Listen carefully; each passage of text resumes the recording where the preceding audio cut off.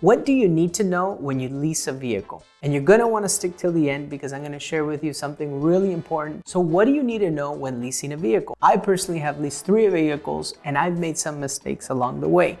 So here it goes. The first thing is the down payment.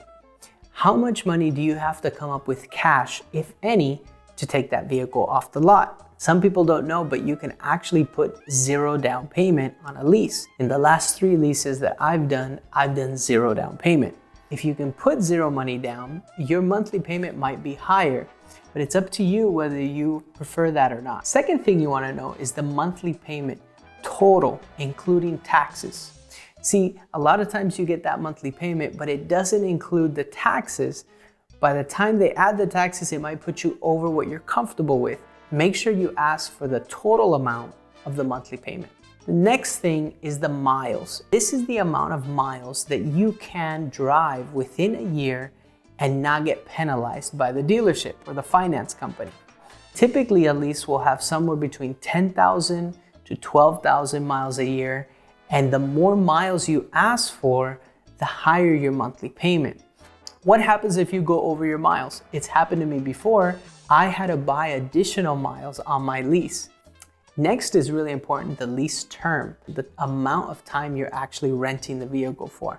I like 3 years because it allows me to use the vehicle, get comfortable with it, and many times the dealership has called me prior to the 3 years to ask me to turn it in. Also, you want to know whether it's a close-ended lease or an open-ended lease.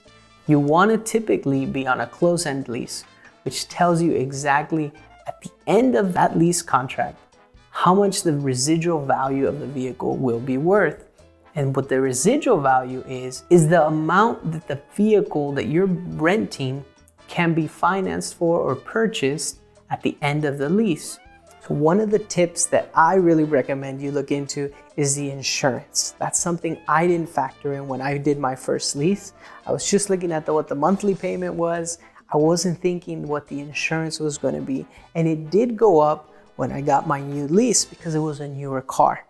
You want to get that insurance quote while you're doing the homework on the lease so you have an idea of what the total is going to be each month.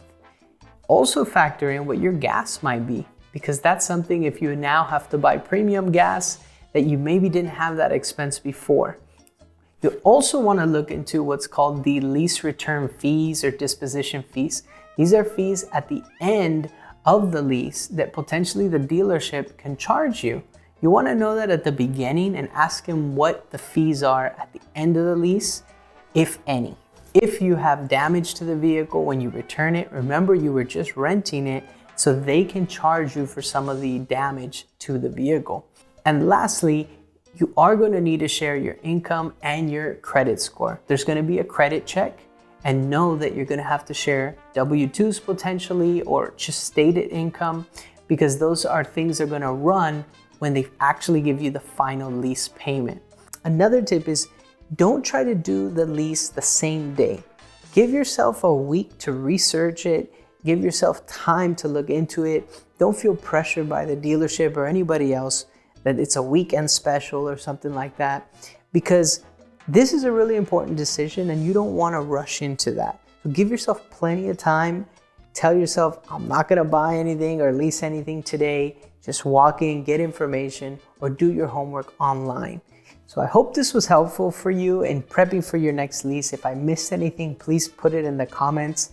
And if this was helpful for you, please give us a share, like, and be sure to subscribe. Take care, guys.